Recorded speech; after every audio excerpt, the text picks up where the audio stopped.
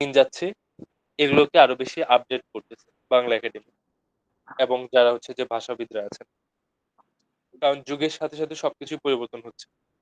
আর সবকিছু হচ্ছে যে শুধুমাত্র এই ৫ টা ক্যাটেগরি বা ৫ টা ভাগে ভাগ করলেই আমরা সেগুলো বুঝতে পারি না। আরো ডিটেইলে সেগুলো সম্পর্কে আলোচনা করা দরকার। যার কারণ হচ্ছে যে এগুলা আরো কিছু ভাগে ভাগ করা হয়েছে অথবা এদের নাম পরিবর্তন করা হয়েছে।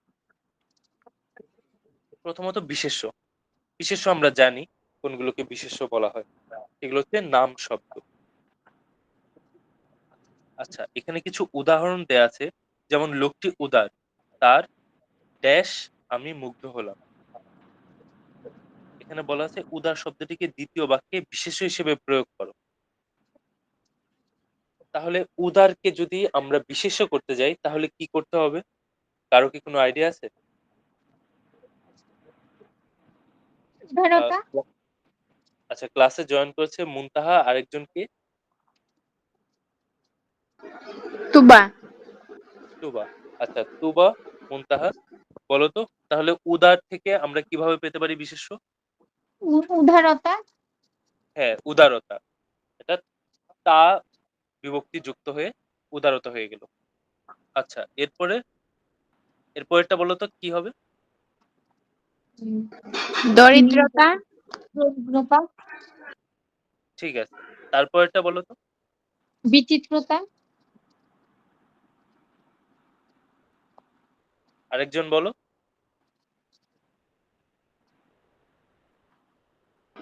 বিচিত্রতা, না, এটা বিচিত্রতা হবে না। এই ক্ষেত্রে হবে বৈচিত্র্য। বিচিত্রতা শব্দটা ভুল শব্দ। এটার সঠিক শব্দ হচ্ছে বৈচিত্র্য। আচ্ছা, যাই হোক। এগুলো যেহেতু এখানে উদাহরণগুলো দেয়া নেই, আচ্ছা তোমাদের কি আলাদা কোনো ব্যাকরণ বই আছে? যেখান থেকে না হচ্ছে ভাইয়া, তোমরা না ভাইয়া এটার মধ্যে থেকেই পড়াচ্ছে। পড়াচ্ছে তো বুঝলাম। কিন্তু নিজের জন্য আরকি। যে ধরো কোনো নির্মিতি লেখা যেগুলো আছে, সেগুলো লেখার জন্যে অথবা নিজের জানার জন্য, বুঝার জন্যে একটা জি ব্যাকরণ। ভাইয়া আছে। কার বই পড়ো তোমরা?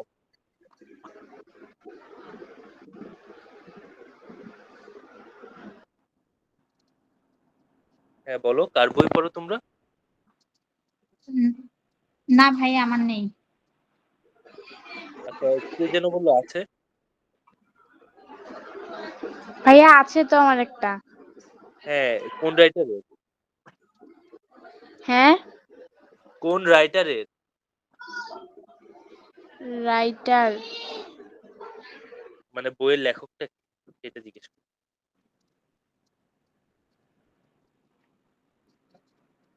ভাইয়া দেখতে হবে একটু।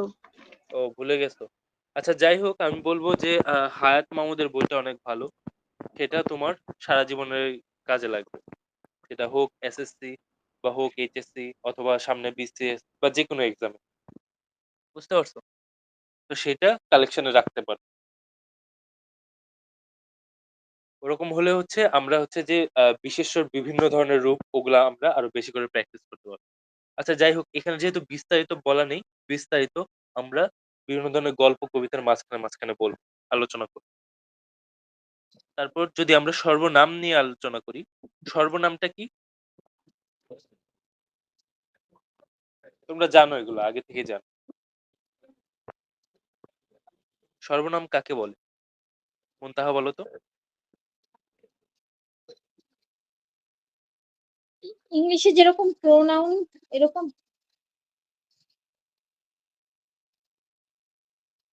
আহ না। আচ্ছা, তুবা বলো তো?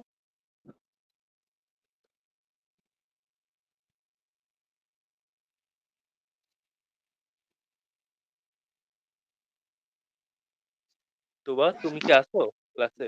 জি ভাইয়া পারবো না। হ্যাঁ, সর্বনাম কাকে বলে পারবে না?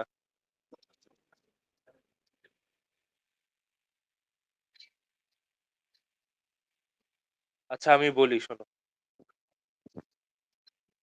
বিশেষ্য এইটার বদলে যেটা বসে সেটাই হচ্ছে সর্বনাম। সিম্পল একটা জিনিস।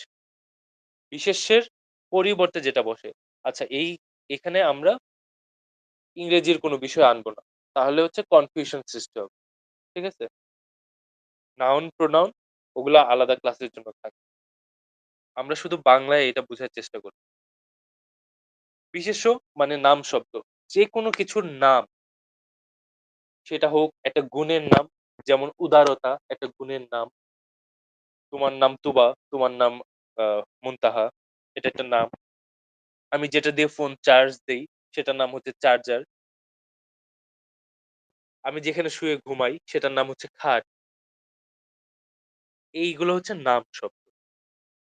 এর পরিবর্তে যা বসবে সেটাই হচ্ছে সর্বনাম। যেমন হচ্ছে আমি প্রথমে বললাম তুবা এদিকে আসো, তারপর মুনতাহাকে বললাম সে এদিকে আসছে না। এই যে সে ব্যবহার করলাম, এই সেটা হচ্ছে সর্বনাম। দেখা গেল মুনতাহা যেখানে গ্লাস রাখার কথা সেখানে গ্লাস না রেখে অন্য জায়গায় গ্লাস রেখেছে। আমি বললাম মুনতাহা ওটাকে ঠিক জায়গায় রাখো।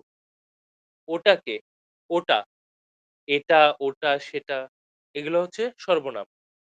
আমি কিন্তু বলতে পারতাম যে মুনতাহা গ্লাসটাকে ঠিক জায়গায় রাখো, তখন কিন্তু ওটা বিশেষ্যই ব্যবহৃত হতো। কিন্তু আমি বলতেছি মুনতাহা ওটাকে ঠিক জায়গায় রাখো, ওটা, মানে আমি নাম শব্দের পরিবর্তে অন্য একটা শব্দ ব্যবহার করছি। যখনই এইভাবে ব্যবহার করা হবে তখনই হচ্ছে সেটা সর্বনাম হবে। সে, তুমি, আমরা, তোমরা, আমাদের, তাদের, ওরা, এটা, ওটা, সেটা, যে, সে, যারা, তারা, এই সবগুলোই হচ্ছে সর্বনাম।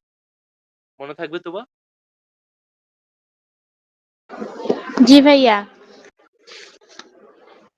ঠিক আছে। এখানে বলা হচ্ছে যে বরকত সাহেব সিলেটে বেড়াতে গেছে। সিলেটে অনেক চা বাগান আছে।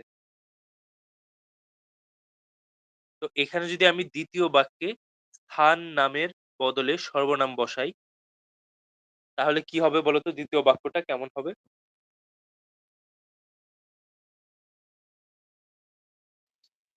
আচ্ছা সেখানে আমার হ্যাঁ, সেখানে অনেক চা বাগান আছে।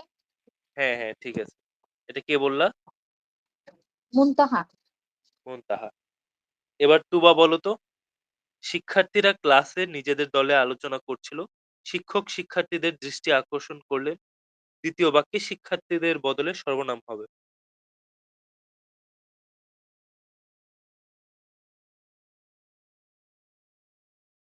তুবা জি ভাইয়া। বলো এটা কি হবে?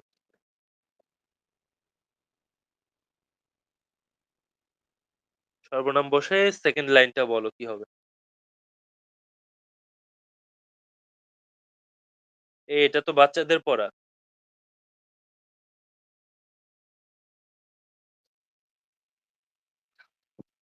এটা তো বাচ্চাদের ভাইয়া পড়া। তুমি কি ক্লাসে আসো আদৌ? নাকি জি অন্য কাজ ভাইয়া। করো? জি ভাইয়া ক্লাসে আছি। তাহলে আমাকে বোঝাও তো সর্বনাম কি?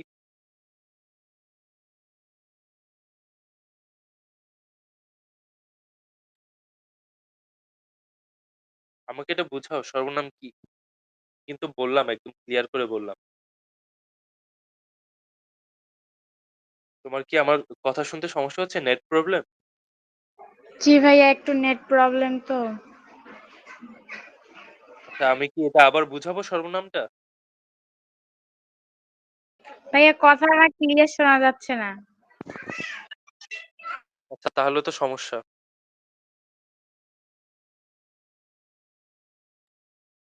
ফাহিম কি আছে?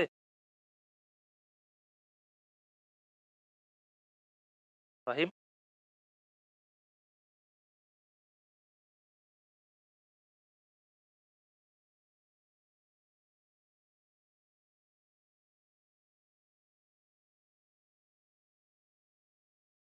লাস্ট কে জয়েন করলো? স্যার আমি রায়হান আহমেদ। রায়হান। রায়হান তোমাকে তো আগে এই ক্লাসে দেখিনি। স্যার আমি নতুন। আচ্ছা, তুমি নতুন। তুমি কখন জয়েন করলা? স্যার এই কিছুক্ষণ আগে। আচ্ছা, আচ্ছা। আচ্ছা, তুমি কোত্থেকে? স্যার আমি নারিন্দা থেকে, পুরান ঢাকা। আচ্ছা, আচ্ছা। আচ্ছা, তুবা আমার কথা কি এখন ক্লিয়ার শোনা যায়?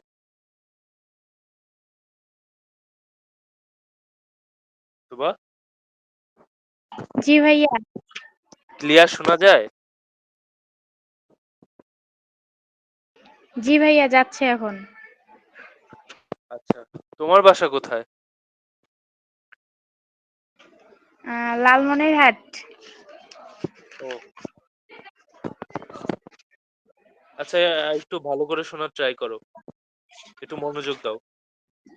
রায়হান, বলতে পারবা সর্বনাম আ কাকে বলে?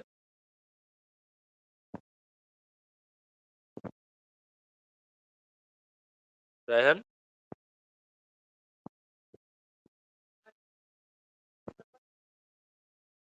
এক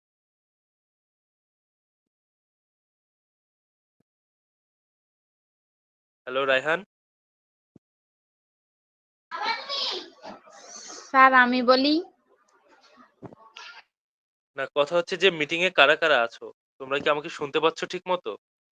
জি ভাইয়া, শুনতে পাচ্ছি। কে বললাম? মুনতাহা?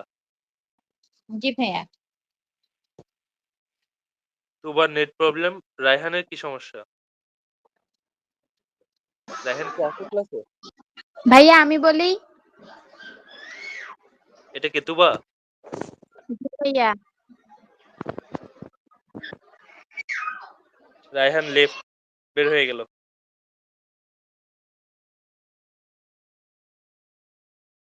কি আর বলবো? আচ্ছা বলো, তুবা বলো। আমরা ক্লাস আগাই, নাহলে শেষ করতে পারবো না।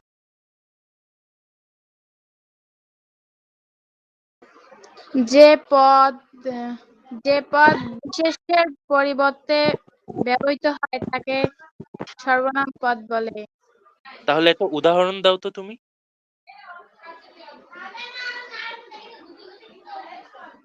একটা এক্সাম্পল দিতে পারবা?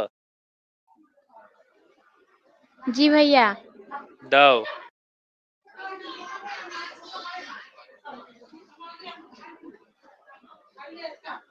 আমি, আমরা। আচ্ছা, তার মানে তুমি সর্বনাম বুঝতে পারছো। এবার আমার স্ক্রিন যে শেয়ার করছি ওখানে সেকেন্ড লাইনটা দেখো। শিক্ষার্থীরা ক্লাসে বসে ক্লাসে নিজেদের দলে আলোচনা করছিল। শিক্ষক শিক্ষার্থীদের দৃষ্টি আকর্ষণ করলেন। এখানে শিক্ষার্থীদের বদলে সর্বনাম বসাও। শিক্ষার্থী বদলে ছাত্রছাত্রী। ছাত্রছাত্রী, এটা কি একটা নাম হলো না? একটা দলের নাম ও, হলো না? আমি বলবো। কে, মুনতাহা? জি ভাইয়া। না, তুবাই বলবে। তুবা বলো তো। জি ভাইয়া। হ্যাঁ। এখন আমি যদি শিক্ষার্থীর বদলে ছাত্র-ছাত্রী বলি, সেই তো একই কথাই হলো, বিশেষ্যই হলো, নাম শব্দ হলো। একটা দলের নাম শিক্ষার্থী, একটা দলের নাম ছাত্র। একটা কমন, মানে একটা সাধারণ শব্দ। সাধারণ শব্দগুলাও বিশেষ্য। তো ওগুলা কখনো সর্বনাম হবে না। তো আমি যদি বলি শিক্ষার্থীরা ক্লাসে নিজেদের দলে আলোচনা করছিল, শিক্ষক তাদের দৃষ্টি আকর্ষণ করলেন। এই যে তাদের, শিক্ষার্থীদের বদলে আমি যেটা বসাইলাম শব্দ, তাদের, এটা হচ্ছে সর্বনাম। এবার আমাকে তুবা বলবে, ১ম লাইনটা বলো। বিষয়টি নিয়ে আলোচনা করছেন। এই বাক্যে কর্তা হিসেবে একটি সর্বনাম যোগ করো।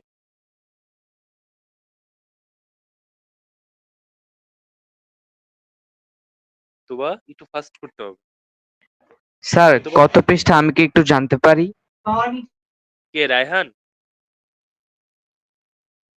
জি স্যার। আমার স্ক্রিন কি দেখা যাচ্ছে?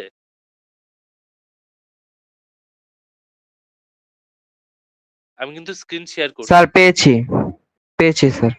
হ্যাঁ, হ্যাঁ, এটা দেখলেই হবে, ৭৮ নাম্বার পেজ। আচ্ছা তুবা একটু বলো না। এটা তাড়াতাড়ি বলো। আমাদের তো আগাতে হবে। ফার্স্ট লাইনটা থেকে বলো। আমি আসলে কোন স্টুডেন্টকে পিছনে আমরা রেখে বিষয় যেতে চাচ্ছি না। হ্যাঁ। বলো, বলো, বলো। শিক্ষার্থীরা বিষয়টি নিয়ে আলোচনা করছেন। আবার শিক্ষার্থীরা কোত্থেকে আসলো? তুমি তো আমরা বলতেছিলা। শিক্ষার্থী হলে তো সেটা বিশেষ্য হয়ে গেল, তাই না? এটা দলের নাম। নাম শব্দ যখনই হবে তখন সেটা বিশেষ্য হয়ে যাবে। কিন্তু নামের বদলে আমি যেটা বসাবো সেটা হবে সর্বনাম। এই যে যেটা তুমি বলতে গিয়েও চেঞ্জ করে ফেললা। আমরা বিষয়টি নিয়ে আলোচনা আচ্ছা তারা করছি। বিষয়টি নিয়ে আলোচনা করছেন বা আমরা বিষয়টি নিয়ে আলোচনা করছি। এই যে আমরা বা তারা এটা হচ্ছে সর্বনাম। তুমি তো নিজেই উদাহরণ দিলে। আমরা, আমাদের। তাই না? জি ভাইয়া। তাহলে আমি যদি বলি আহ তুবা এদিকে আসো। তাহলে এখানে তুবাটা কি, কি পদ হবে? সর্বনাম। তুবা সর্বনাম পদ?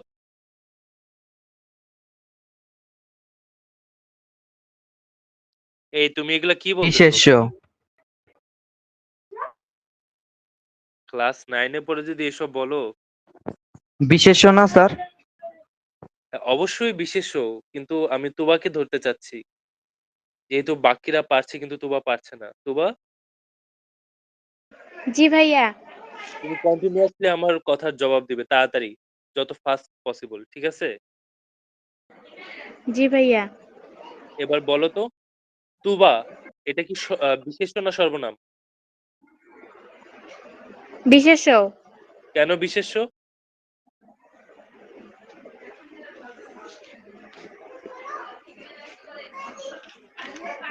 বলো?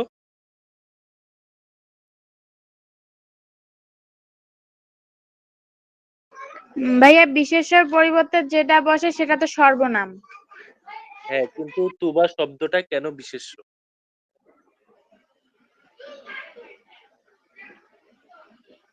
আচ্ছা এটা একটা ভাইয়া নাম এখানে শব্দ। নাম বোঝায়। হ্যাঁ, হ্যাঁ সেজন্য এটা বিশেষ্য। আচ্ছা যাই হোক। আমরা বিশেষ্য বুঝলাম, সর্বনাম বুঝলাম। এবার হচ্ছে বিশেষণে যাবো। বিশেষণ হচ্ছে যেকোনো শব্দকে বিশেষায়িত করবে। অর্থাৎ হয় পরিবর্তন করবে, এটার অর্থ পরিবর্তন করতে পারে অথবা এটার গঠন পরিবর্তন করতে পারে। যেকোনোভাবে এর যে একটা শব্দ আছে ওই শব্দটাকে একটু বিশেষ অর্থ যোগ করবে। ঠিক আছে? যেমন আমি একটা উদাহরণ বলি। সে পাকা ফলগুলো সরিয়ে রেখেছে। সে পাকা ফলগুলো সরিয়ে রেখেছে। এই যে এখানে পাকা শব্দটা ব্যবহার করা হলো। এই পাকাটা বিশেষায়িত করলো কাকে? ফলগুলোকে। অর্থাৎ ফলগুলো কেমন সেটা আমাকে বুঝালো। অর্থাৎ একটা বিশেষ্যকে বিশেষায়িত করলো। সেক্ষেত্রে আমরা এটাকে বলবো বিশেষণ। ঠিক একইভাবে এটা ক্রিয়াকেও বিশেষায়িত করতে পারে। যেমন আমি যদি বলি, "ধীরে, ধীরে চলো।" তাহলে কিভাবে চলো? ধীরে, ধীরে। অর্থাৎ আমি একটা শব্দের যেই একটা বিশেষ রূপ সেটাকে প্রকাশ করলাম। চলাটা শুধু চলা নয়, ধীরে, ধীরে চলা। তো এইখানে যদি আমরা উদাহরণ দেখি আচ্ছা রায়হান ১ম টা বলো তো? ১ম টাস্কটা কমপ্লিট করো। রায়হান কি আছো? স্যার কোনটা বলবো স্যার? ওই যে বিশেষণের ফার্স্ট যে লাইনটা।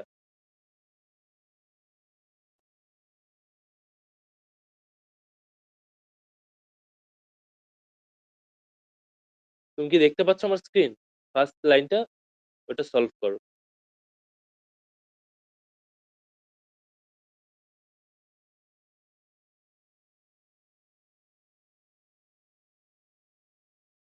হ্যালো? আমাকে কি শোনা যাচ্ছে? মুনতাহা? রায়হান? জি ভাই, জি ভাইয়া। আমি বলবো? না, না যাকে প্রশ্ন করছি সেই বলুক। রায়হান বলো তো? স্যার আমি বুঝতে পারছি না উত্তরটা কি হবে। আচ্ছা, যেহেতু বলছে যে আমাকে একটা শব্দকে বিশেষায়িত করতে হবে বিশেষণ দিয়ে। মডিফাই করতে হবে। একটা শব্দের অর্থ এটাকে আমি জোর দিতে পারি বা পরিবর্তন করতে পারি। যেমন আমি একটু আগে বললাম না? পাকা ফল অর্থাৎ ফলটা কেমন? পাকা। হাঁটাটা কেমন? ধীরে, ধীরে। তাহলে এইখানে তোমাকে বলা হচ্ছে যে ঝুড়ি ও ফল শব্দের আগে বিশেষণ যোগ করো। তাহলে কেমন ঝুড়ি সেটা আমি বলতে পারি। কেমন ফল সেটাও আমি বলতে পারি। আচ্ছা তোমার জন্য এটা আমি সলভ করে দিতেছি বাট পরের লাইনটা তোমাকে বলতে হবে। মামা বড় ঝুড়িতে করে অনেক ফল নিয়ে এসেছেন। বিষয়টা কি বুঝতে পারছো?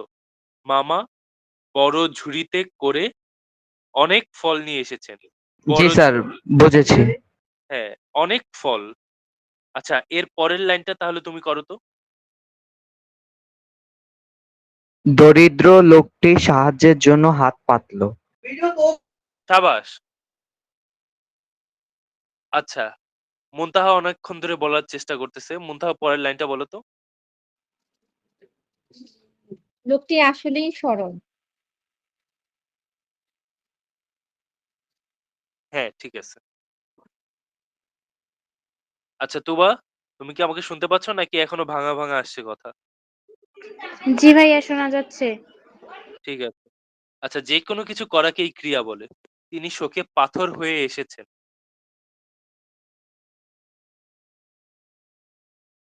আচ্ছা এখানে ক্রিয়ার রূপ সংশোধন করতে বলছে। তোমরা অলরেডি এগুলো পড়ে আসো নাই ক্লাস 8 এ? আশা করি সবাই পড়ে আসছো। বিশেষ্য, বিশেষণ, সর্বনাম, ক্রিয়া, ক্রিয়া বিশেষণ। জি স্যার। জি ভাইয়া। দুবার কি পড়া হয়েছে এগুলো? জি ভাইয়া। তাহলে পারতেছো না কেন? তিনি শোকে ধীরে ধীরে পাথর হয়ে এসেছেন। হ্যাঁ, এখানে ক্রিয়ার রূপটাকে সংশোধন করতে বলছে। অর্থাৎ এখানে ক্রিয়াটা ঠিক নাই। মানে আমি যদি নরমালি বলি, তিনি শোকে পাথর হয়েছেন। এইটা হবে ক্রিয়ার রূপ সংশোধন করা।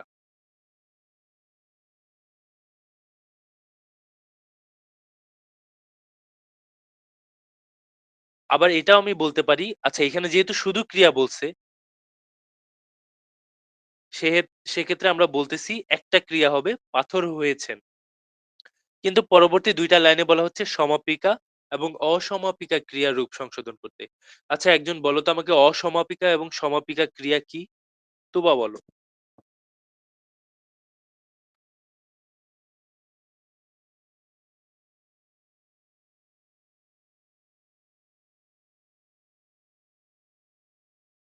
এই আমি কিন্তু ওয়েট করতেছি।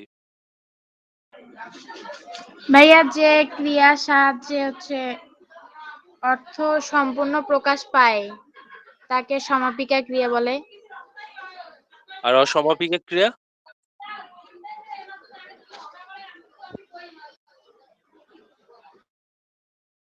তুমি কি বই দেখে বলতেছো নাকি?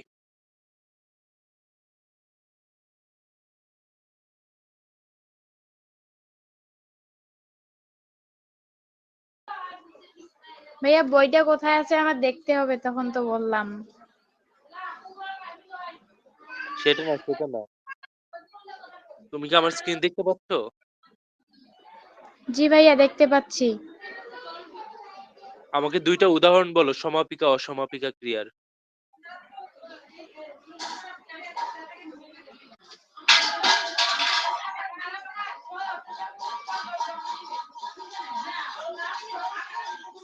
তুমি অনেক লেট করতেছো তুবা। রতন বিদ্যালয় থেকে বাড়ি ফিরে আসছে। আরেকটা বলো। আমি বাড়িতে আছি। আরেকটা বলো। সে স্কুলে যাচ্ছে। আচ্ছা। এবার অসমাপিকা ক্রিয়া? উম, যেটা অর্থ সম্পূর্ণরূপে প্রকাশ পায় না তাকে অসমাপিকা ক্রিয়া বলে। উদাহরণ বলো। আমি বাড়িতে আসব। এটা কিভাবে অসমাপিকা ক্রিয়া হয়?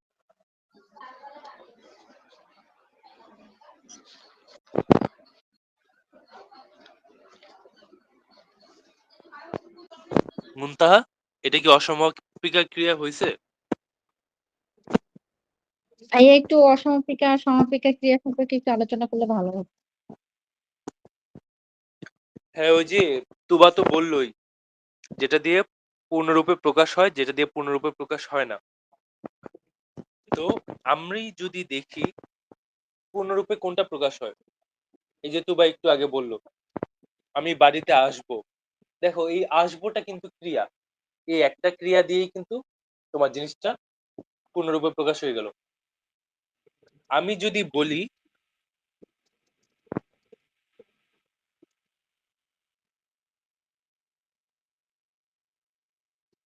উপরের লাইনটাই দেখো, সে চেয়ার ছেড়ে ওঠে, এখানে কিন্তু উঠে শব্দটা একটা ক্রিয়া, আবার গেল এটাও কিন্তু একটা ক্রিয়া।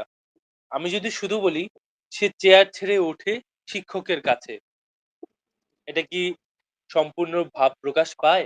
এটাই। না, তাহলে তো অসমাপিকা ক্রিয়া। হ্যাঁ, অর্থাৎ অসমাপিকা ক্রিয়ায় দুইটা ক্রিয়া থাকবে, ওই ক্রিয়াটাকে সাপোর্ট দেওয়ার জন্য সমাপিকা ক্রিয়া আসবে।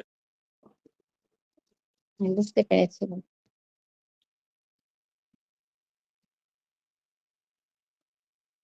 তাহলে পাখি আকাশে ওড়ে, হুম। এটা যদি সমাপিকা ক্রিয়ার রূপ হয়, তাহলে এটাকে কিভাবে সংশোধন করবে বলো তো? পাখি আকাশে ওড়ে, উড়ে লেখা আছে, এখানে উড়েও হবে। কি হবে? উড়ে। উড়ে তো লেখাই আছে। ও দশমিক রে। ও, ও এর কথা বলতেছো? ও হুম। হ্যাঁ, ওটাও হতে পারে। অথবা এটাও লিখতে পারো যে পাখি আকাশে উঠছে। হুম। রায়হান কি বুঝতে পারছে এই জিনিসটা? জি স্যার। তুমি আমাকে ভাইয়া বলো, কোনো সমস্যা নেই। আচ্ছা, তোমরা হচ্ছে যে টপিক গুলা আগে থেকে অবশ্যই একবার রিভাইজ দিয়ে আসবা। তোমরা ক্লাসে এসে অন্য বই দেখে বলো, আমার কোয়েশ্চেনের আনসার তো কোনো সমস্যা নাই, কিন্তু আনসার গুলো একটু ফাস্ট দিও, যাতে তোমাদের সময় কম, তো 1 ঘন্টার মধ্যে দিতে হয়। আমি ক্লাস শুরু করছি কয়টায়? 7:25। আচ্ছা, তোমাদের আমি 5-10 মিনিট আর একটু বাড়ায় নিব, সমস্যা নেই। আচ্ছা, এবার বিশেষণ তো আমরা বুঝলাম, কোন একটা শব্দের উপর জোর দিবে বা এইটার গুণকে প্রকাশ করবে। ক্রিয়াও বুঝলাম। এবার ক্রিয়া বিশেষণটা কি বলতো? একটা আন্দাজ করে বলো, তাহলে ক্রিয়া বিশেষণটা কি হতে পারে? ক্রিয়ার পূর্বে আর কি এমন শব্দ যোগ হবে যেটা দ্বারা আর কি ক্রিয়াটাকে সম্পূর্ণ করবে, বা ওটাকে মানে ওটা কিরকম হচ্ছে এই কাজটা সেটা ভেরি গুড, বোঝায়। কিরকম হচ্ছে? তাহলে একটা উদাহরণ দাও তো। লোকটি দ্রুত দৌড়াচ্ছে। দ্রুত দৌড়াচ্ছে, আচ্ছা দৌড়ানোটা কেমন? দ্রুত। এবার হ্যাঁ, হ্যাঁ। রায়হান এই জিনিসগুলো সলভ করো, ক্রিয়া বিশেষণ।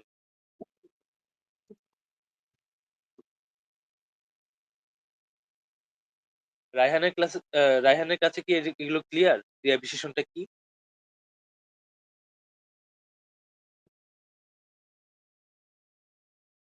রায়হান কি ক্লাসে আছো? হ্যালো?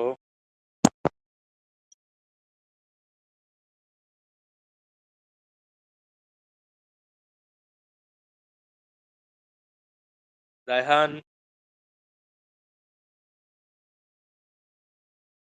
রায়হান কি আমাকে শুনতে পাচ্ছ? আমি কিন্তু তোমাকে শুনতে পাচ্ছি না। কিছু বলতেছো?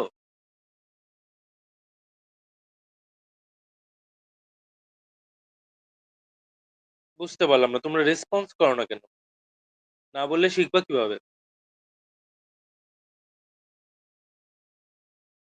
আচ্ছা, ছেলেটি হাঁটছে, ক্রিয়া বিশেষণ যোগ করি যদি, ছেলেটি ধীরে হাঁটছে অথবা দ্রুত হাঁটছে।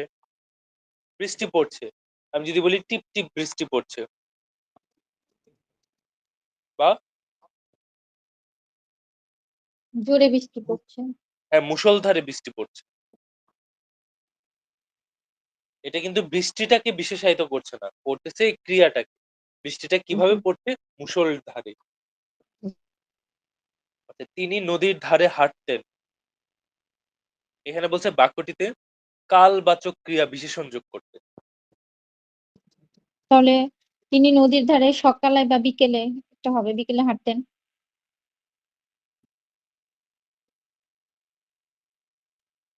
কিন্তু এটা কি কালবাচক হলো? সকাল বিকেল এগুলো কি কাল না? কাল, কিন্তু এগুলো তো বিশেষ্য, তাই না? সকাল, বিকাল। এখানে আমাকে বসাতে হবে ক্রিয়া বিশেষণ।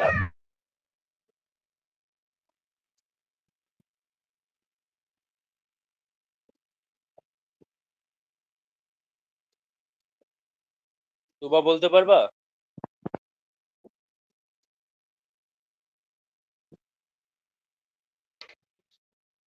স্যার, তিনি নদীর ধারে আস্তে আস্তে হাঁটতেন বা জোরে হাঁটতেন। রায়হান বললা? জি স্যার। একটু আগে কি আমার কথা শুনতে পাচ্ছিলে? স্যার, আমি একটু অন্যদিকে ছিলাম, আব্বু এসেছিল তো। আচ্ছা, ক্লাসটা আমি একটু চেষ্টা করবো যে ক্লাসে অ্যাটেন্টিভ থাকে, কারণ এই যে মাঝখান দিয়ে ধরো যে একটা টপিক মিস হয়ে গেল, এটা আবার রিপিট করলে তো আবার টাইম চলে যাবে। আচ্ছা, তুমি বললা আস্তে হাঁটতেন। আস্তে কিন্তু কাল না, আস্তে হচ্ছে তোমার হাঁটার অবস্থাটা, সে আস্তে হাঁটছে নাকি দ্রুত হাঁটছে। আমি যদি বলি তিনি নদীর ধারে কিছুক্ষণ হাঁটতেন, অথবা আমি যদি বলি তিনি নদীর ধারে বেশিক্ষণ হাঁটতেন, এই যে কিছুক্ষণ, বেশিক্ষণ, অল্পক্ষণ, এইগুলো হচ্ছে কাল বোঝায়। তুমি যদি বলো যে তিনি নদীর ধারে 2 ঘন্টা হাঁটতেন, সেটাও হইতে পারতো। বুঝতে পারছো মুনতাহা? জি ভাইয়া, এবার বুঝতে পারছি। আচ্ছা, এগুলো হচ্ছে সবকিছুই প্র্যাকটিসের জিনিস। কিন্তু আমি বুঝলাম না তোমাদের বইয়ে হঠাৎ করে মানে এগুলো বিশ্লেষণ না করে ডিরেক্ট উদাহরণ দিয়ে দিল কেন? এখানে জাস্ট খালি লিখছে বিভিন্ন শ্রেণীর শব্দের প্রয়োগ। মনে করেছে উম, নিচের ক্লাস থেকে তো পড়ে এসেছে, এই জন্য মনে হয়। হ্যাঁ। আচ্ছা আসলে নতুন অনু- নতুন কারিকুলামে এরকমই করছে ব্যাপারগুলা। নতুন কারিকুলামের বইগুলো, ম্যাক্সিমাম বইগুলো আমি দেখছি, অন্যান্য ক্লাসের বইগুলো এরকম। আহ এক্ষেত্রে একটা কাজ করা যেতে পারে যে যে বিষয়গুলো বইয়ে আছে সে বিষয়গুলো আগে আলাদা কোনো আহ ব্যাকরণ বই থেকে স্টুডেন্টদেরকে পড়িয়ে তারপরে আমার মনে হয় যে বেসিক ধারণাটা তাদেরকে দিয়ে তারপরে এখানে আসলে আমার মনে হয় ওদের জন্য আরো বেটার হবে, সহজে ওরা বুঝতে পারবে। আচ্ছা, তোমরা কি মনে করো এই টপিকগুলো একদম ডিটেলসে তোমাদের পড়ানো দরকার, বা কোনো একটা ব্যাকরণ বই থেকে? ভাইয়া আমরা তো আগে পড়ছিলাম, একটু করে আবার পড়লে সব মনে হবে। হ্যাঁ, অন্তত বেসিকটা দেয়া দরকার। বেসিকটা যদি ওদের অন্তত দেয়া যায়, তারপরে উদাহরণগুলো দেখলে বুঝতে পারবে। ওরাও বুঝতে পারবে যে হ্যাঁ কিভাবে আসতেছে বা উদাহরণ কিভাবে চেঞ্জ হচ্ছে সেন্টেন্স গুলো। আই আচ্ছা, থিংক এটা হতে ডেফিনিশন গুলো তো বলতেছি, তো ডেফিনিশন বললে কি এনাফ না, নাকি হচ্ছে যে একদম অন্য কোনো ব্যাকরণ বই থেকে দেখতে হবে? না, ডেফিনেশন যদি ডেফিনেশনটা ওরা বুঝলেই তো বোঝার কথা। ডেফিনেশনটা বুঝায় বললেই তো ওদের বোঝার কথা। স্যার, ডেফিনেশনই আমাদের জন্য এনাফ, আমরা আগেও তো পড়েছিলাম। হ্যাঁ আচ্ছা, হ্যাঁ, ডেফিনেশনই গুড এনাফ আই তোবা থিংক। কি বলো? তোবা কি বুঝতে পারবা? তোমার কি বুঝতে কোনো অসুবিধা হচ্ছে? ভাইয়া ইন্টারে কিরকম গ্রামারটা, বাংলা গ্রামারটা? কে বলতেছো, মুনতাহা? জি ভাইয়া, তাহলে বুঝতে পারবো যে আরো পড়তে হবে কিনা ডিটেলস। ইন্টারে তো অবশ্যই একদম, এই যে এখানে যেরকম বলতেছে বিভিন্ন শব্দের প্রয়োগ, ইন্টারে একদম প্রয়োগ গুলাই আসে এক্সাম। ওখানে তোমার ডেফিনেশন কিছু থাকে না। হয়তো তোমার কিছু বাক্য দিয়ে দিল ১০ টা বাক্যের মধ্যে তোমাকে ওইখানে বাক্য থেকে সর্বনাম, তারপর অনুসর্গ, যোজক এগুলো হচ্ছে বের করতে হবে। অথবা নিচে আন্ডারলাইন করে দিলেও তোমাকে বলতে হবে যে এইটা অনুসর্গ, এইটা ক্রিয়া বিশেষণ এভাবে বলতে হবে। তাহলে ভাইয়া একটু ডিটেইলস এ পড়ালে মানে কি ডিটেইলস এ বেসিকটা পড়ালে দিলে ভালো ভালো হয়, হয়। তাই তো? আচ্ছা। এই মুহূর্তে যেহেতু আমার হাতে নোটগুলো নেই, তো আমি হচ্ছে এটা নেক্সট দিন তাহলে তোমাদের আরো ডিটেইলস এ পড়াবো। এরপরে আচ্ছা, এখানে আরো অনেক টপিক আছে। যেগুলো নতুন টপিক এড করছে সেগুলো শুধু ডেফিনিশন দিছে। আগেরগুলো আর দেয় নাই।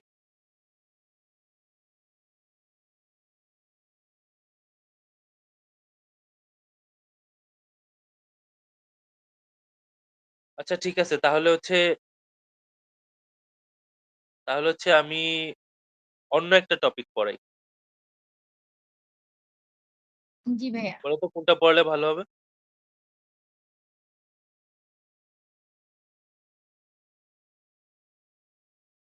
আচ্ছা এক নজরে আমরা এটা একবার দেখে যাই ব্যাকরণ গুলো কিভাবে বসানো হয়েছে।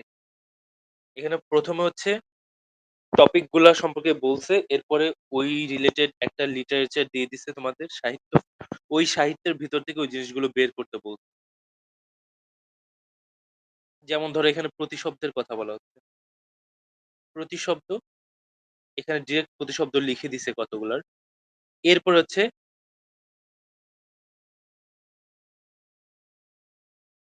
একটা সাহিত্য দেয়া যেখান থেকে হচ্ছে তোমার এই সমাসগুলো বের করতে হবে অথবা প্রতিশব্দ বের করতে হবে অথবা এই যে শব্দের বর্গ বের করতে হবে। এই ধরনের জিনিসগুলা বের করতে হবে। আচ্ছা ব্যাকরণ যেহেতু নোট গুলা দেখে একদম ডিটেইলস এ পড়াতে হবে ওটা আমি তাহলে পরের দিনের জন্য রাখলাম। আজকে তাহলে একটা কবিতা শুরু করি কি বলো? জি ভাইয়া, করা যায়। ঠিক আছে এতক্ষণ অনেক কঠিন জিনিস নিয়ে আলোচনা করলাম। ও, শেষ হবে না। আচ্ছা শেষ না হোক পরের দিন বাকি অর্ধেকটা পড়বো।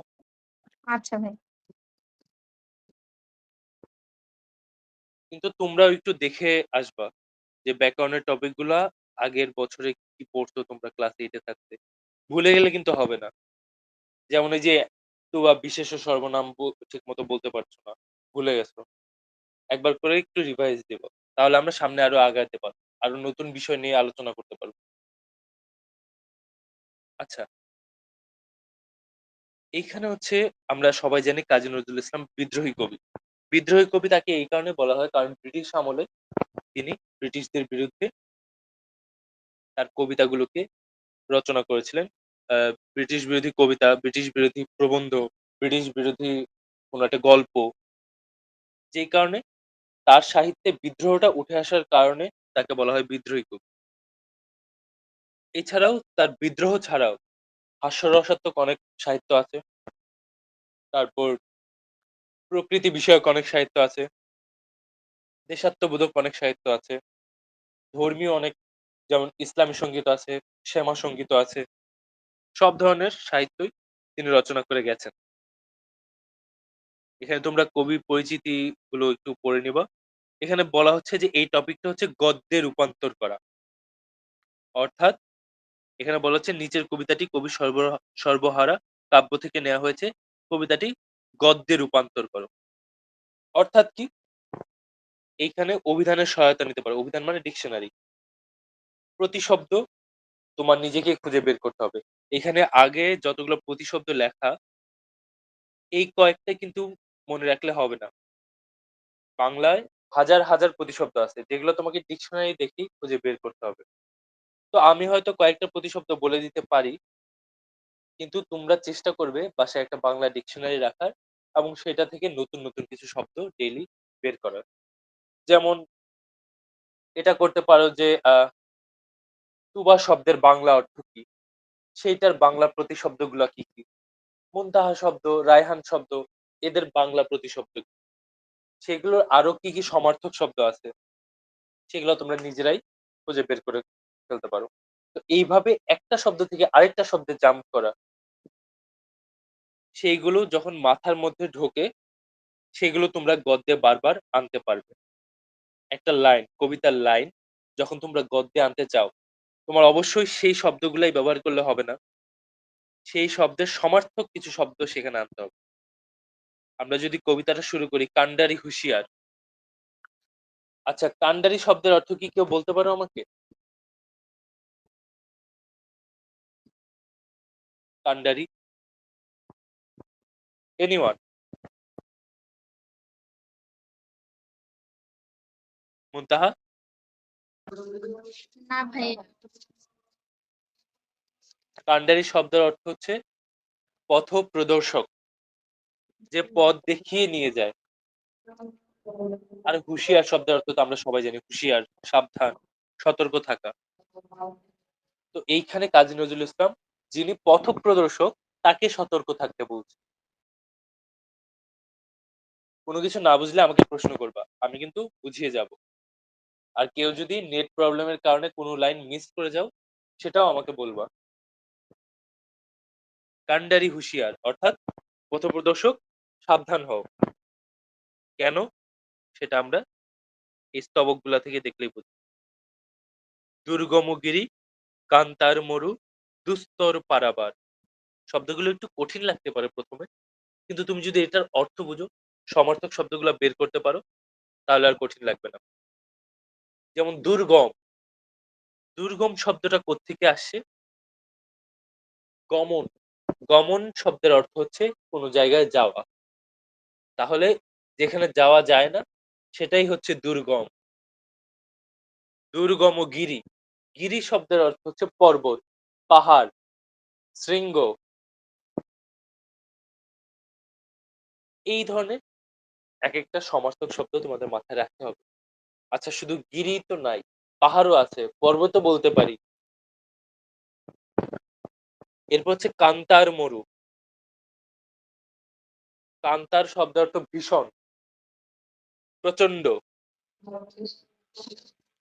ভাইয়া আর একবার রিপিট করতেন। কোনটা, গিরি নাকি মরু? কান্তার। কান্তার। আচ্ছা, কান্তার। আচ্ছা, মরু যখন চিন্তা করি, মরু মানে মরুভূমি। মরু যখন চিন্তা করি আমাদের চোখের সামনে কি দৃশ্য আসে? একটা মরুভূমি যেখানে কোনো পানি নাই, গরম লু হাওয়া বইতেছে এবং প্রচন্ড তাপমাত্রা। এই যে প্রচন্ড একটা অবস্থা, এই অবস্থাটাই হচ্ছে কান্তার, কান্তার মরু।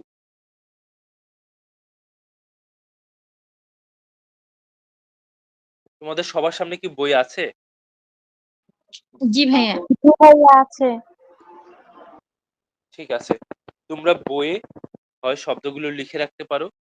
আমার মনে হয় তোমরা আমাকে শোনো এবং নিজেদের বইয়ে দেখো এবং বইয়ের পাশে লেখো। ঠিক আছে?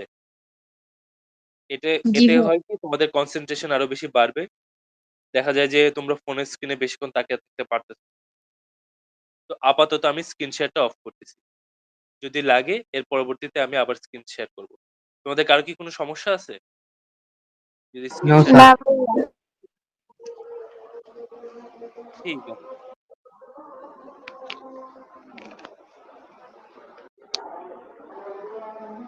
আচ্ছা,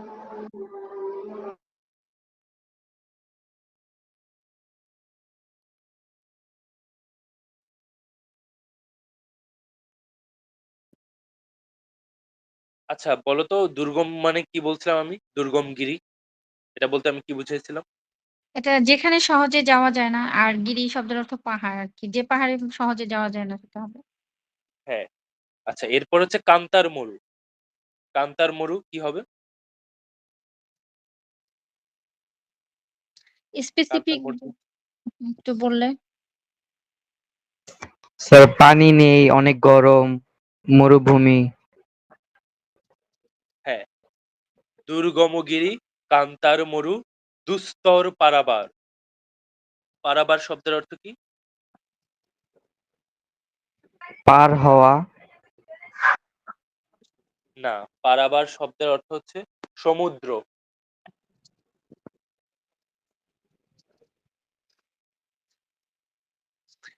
আর দুস্তর?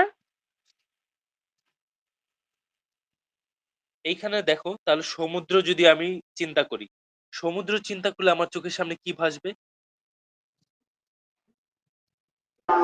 পানি, শুধুই পানি।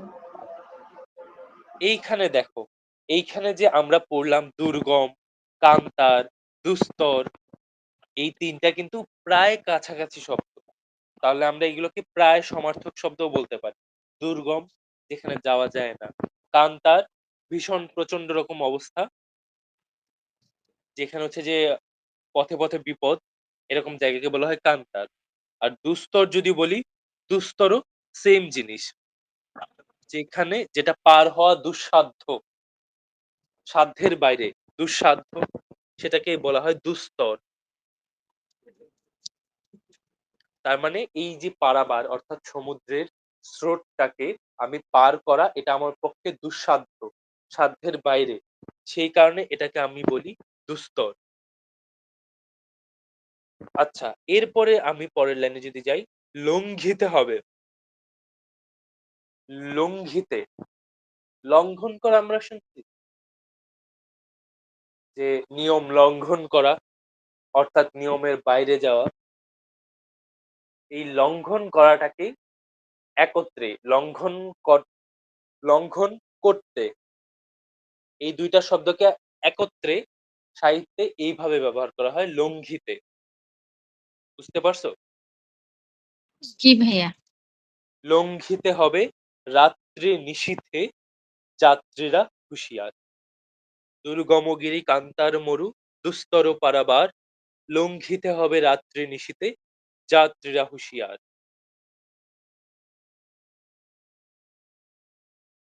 অর্থাৎ এই যে এই কঠিন অবস্থা, এটা আমাদেরকে এই নিশীথ রাত্রে পার করতে হবে। সুতরাং যাত্রীরা সাবধান। আচ্ছা, এখানে কেন বলা হলো রাত্রি নিশীথে? ২ টা কিন্তু সেম শব্দ। রাত্রি শব্দের অর্থ রাত, নিশীথ শব্দের অর্থ রাত। কিন্তু যখন বলা হবে রাত্রি নিশীথে,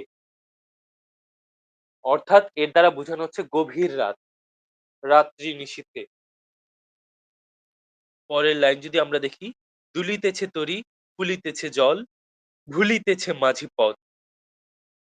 এইখানে তো তোমাদের বোঝায় কোনো সমস্যা নাই যে তরী অর্থ নৌকা, নৌকা। নৌকা দুলছে, জল ফুলছে, মানে উঁচু হয়ে উঠছে জলটা। ভুলিতেছে মাঝি পথ, মাঝি পথ ভুলে যাচ্ছে বারবার। ছিঁড়িয়াছে পাল, কে ধরিবে হাল, পালটা ছিঁড়ে গেছে নৌকার। পাল চিনো তো? ওই যে কাপড় দিয়ে যে নৌকা টেনে নিয়ে যায় বাতাসে, জি ভাইয়া। জি ওটাকে ভাইয়া। পাল বলে। আর হাল কোনটা? বৈঠা? বৈঠা, বৈঠাকেও হাল বলা হয়। আর যদি আমরা বলি মাস্তুল, নৌকার মাস্তুল, সেটা কোনটা?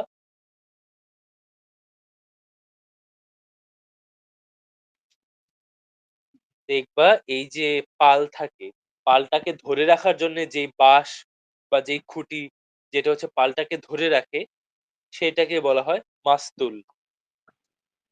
ইংরেজিতে এইখান থেকেই ওই শব্দটা আসছে, মাস্ট, MAST, মাস্ট, যার অর্থ মাস্তুল। বুঝতে পারছো? জি ভাইয়া। জি স্যার। আমরা আমরা যদি বলি ছই, নৌকার ছই, সেটা কোনটা?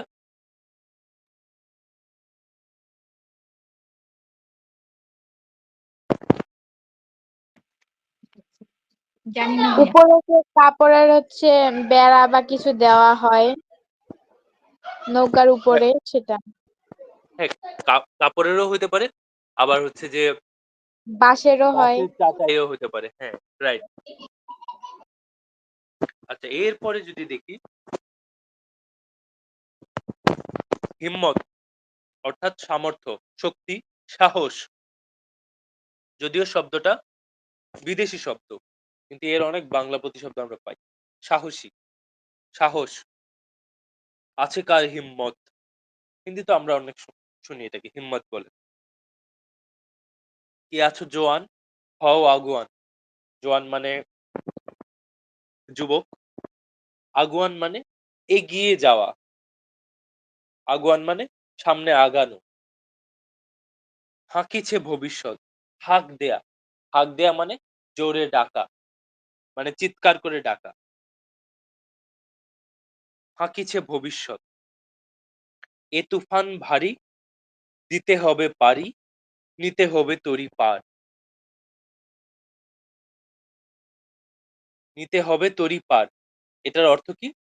তরিটাকে আমার পাড়ে নিতে হবে। এই স্তবকটা বুঝছো? ১ নাম্বার স্তবক কিন্তু শেষ। এইখানে মোটামুটি আমার দৃশ্যপটটা একটা বোঝা যাচ্ছে যে, নৌকায় যাত্রীরা আছে, কান্ডারি হুঁশিয়ার, সাবধান থাকতে হবে। পাল ছিঁড়ে গেছে। স্রোতে নৌকাটা ফুলে আশেপাশের জল ফুলে ওঠার কারণে নৌকাটা বারবার উঁচু-নিচু হচ্ছে। ভবিষ্যৎ ডাক দিচ্ছে, এগিয়ে যেতে হবে এবং এই নৌকাটা পাড়ে ভিড়াতে হবে। তিমির রাত্রি। তিমির শব্দের অর্থ, এটার অর্থও কিন্তু রাত। মাঝে, মাঝে তিমির শব্দের অর্থ অন্ধকারের সাথে মিলানো হয়। তো তিমির রাত্রি যখন আমরা বলি অর্থাৎ অন্ধকার রাত। মাতৃমন্ত্রী, শান্ত্রীরা সাবধান। দেখো কবি কিন্তু খুব বুঝে শুনে ওয়ার্ড গুলা ব্যবহার করছেন। যাতে একই সাথে ছন্দপতন না হয়, একই সাথে তিনি তার মনের ভাবটা প্রকাশ করতে পারেন। মাতৃমন্ত্রী অর্থাৎ কি? মায়ের মন্ত্রীরা, মায়ের শান্ত্রীরা অর্থাৎ মায়ের যে সৈন্যদল আছে। মা স্ক্রিন বলতে এখানে দেখা যাচ্ছে না। স্ক্রিনটা আমি ইচ্ছা করেই শেয়ার করি নাই। কিছুক্ষণের জন্য অফ রাখলাম। আচ্ছা, আচ্ছা। যাতে স্টুডেন্টরা বইটা দেখে বইয়ের পাশে ওগুলো দাগিয়ে ওটা নোট করতে পারে। দ্বিতীয় স্তবকের ১ম লাইনে আছি আমরা। তিমির রাত্রি, মাতৃমন্ত্রী, শান্ত্রীরা সাবধান। এখানে যেহেতু মাতৃ শব্দটা আসছে, তাহলে এখানে মাটা কে? এখানে মা হচ্ছে দেশ মাতৃকা। তোমরা সবাই নোট করতেছো তো? খাতায় বা বইয়ে? জি ভাইয়া, জি ভাইয়া, জি বইয়ে ভাইয়া। পড়তেছি। ঠিক আছে। ভাই তিমির রাত্রি কি গভীর রাত না? হ্যাঁ, না, তিমির শব্দের অর্থ কিন্তু অন্ধকার। তো এক হিসেবে যদি আমি অন্ধকার রাত বলি, রাত অন্ধকার কখন হয়? গভীর হলেই রাত অন্ধকার হয়। তো ওই হিসেবে আমরা বলতে পারি এটা গভীর রাতও বোঝানো যায়। কিন্তু শাব্দিক অর্থ যদি আমরা বলি তাহলে হচ্ছে অন্ধকার রাত। এবার বলা হচ্ছে মাতৃমন্ত্রী, শান্ত্রীরা সাবধান। মায়ের যেই সৈন্যদল আছে, মায়ের যেই মন্ত্রীরা, শান্ত্রীরা অর্থাৎ দেশ মাতৃকার জন্য যারা কাজ করে যাচ্ছে। এটা কোন সময়? ওই যে ব্রিটিশ আন্দোলন যখন হচ্ছে তখনকার সময়। আচ্ছা, যুগ যুগান্ত সঞ্চিত ব্যথা খসিয়াছে অভিযান। খসিয়াছে। এইখানেও দেখো ২ টা ক্রিয়াকে কিন্তু ২ টা শব্দকে কিন্তু একত্র করা হচ্ছে। যেমন ঘোষণা করেছে, ঘষিয়াছে। এই জিনিসগুলো লিখে রাখলে কিন্তু পরবর্তীতে মনে রাখতে পারবা। ঘোষণা করেছে, একত্র হয়ে কি হলো? ঘষিয়াছে। যুগ যুগান্ত সঞ্চিত ব্যথা খসিয়াছে অভিযান। এই ব্যথাটা কিসের? ওই যে মানুষকে পদদলিত করে আসছে ব্রিটিশরা বারবার, কষ্ট দিয়ে আসছে, সেইটার ব্যথা। ফেনাইয়া ওঠে। আচ্ছা, এইখানেও কিন্তু ২ টা শব্দ একত্র করা হচ্ছে। দেখো এখানে প্রচুর শব্দ ২ টা শব্দকে একসাথে যুক্ত করা হচ্ছে। ফেনা হয়ে ওঠে। এ ফেনা হইয়া ওঠে। তো ফেনা যোগ হইয়া।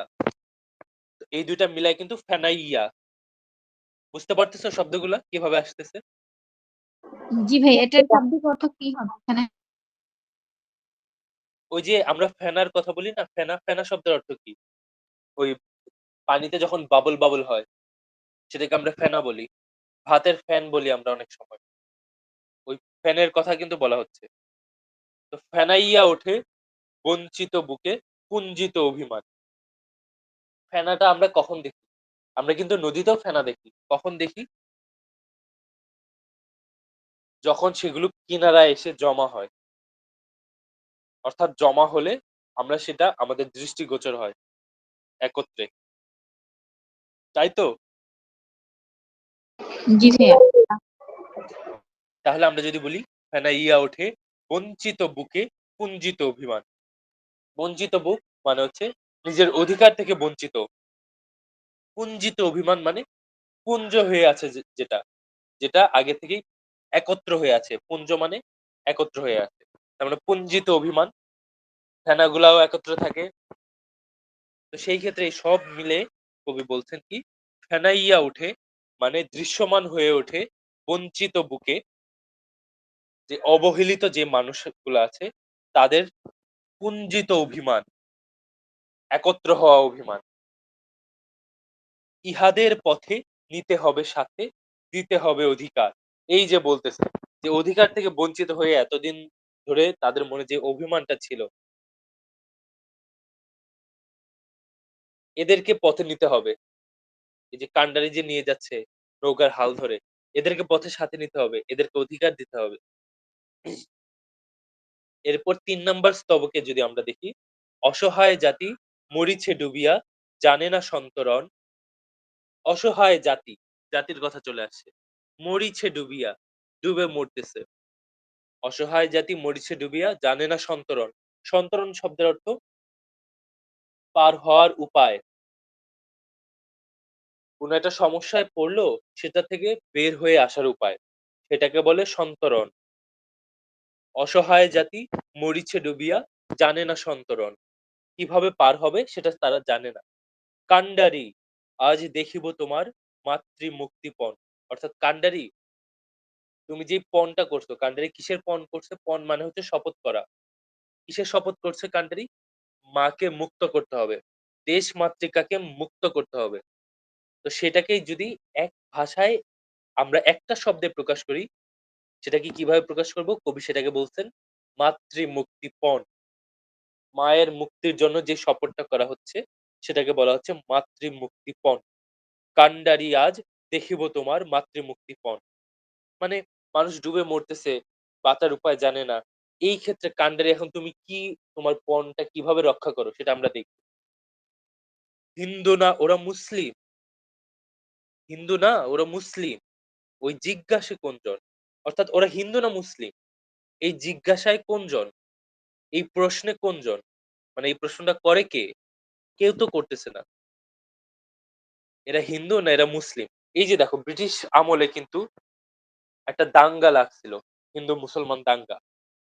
সেই টপিকটাকেও কিন্তু কবি সেই বিষয়টাকেও সেই প্রেক্ষাপটকেও তুলে আনছে। যে হিন্দু না ওরা মুসলিম, এই ভাগাভাগি এই ভেদাভেদ করার সময় এখন না। ওই জিজ্ঞাসা কেউ করতেছে না। কান্ডারি বলো ডুবিছে মানুষ, সন্তান মোর মার। কান্ডারি তুমি মানুষকে বলো যে মানুষরা ডুবে যাচ্ছে, এরা তো আমার মায়েরই সন্তান, এরা না হিন্দু না মুসলমান।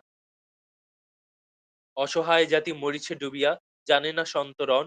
কান্ডারি আজ দেখিব তোমার মাতৃ মুক্তিপণ। হিন্দু না ওরা মুসলিম, ওই জিজ্ঞাসে কোনজন? কান্ডারি বলো ডুবিছে মানুষ, সন্তান মোর মার। এই পর্যন্ত ক্লিয়ার? এই জি পর্যন্ত ভাইয়া। নোট করছো? জি ভাইয়া। আজকে এই পর্যন্তই থাক। আচ্ছা ভাইয়া, আসসালামু আলাইকুম। ওয়ালাইকুম আসসালাম।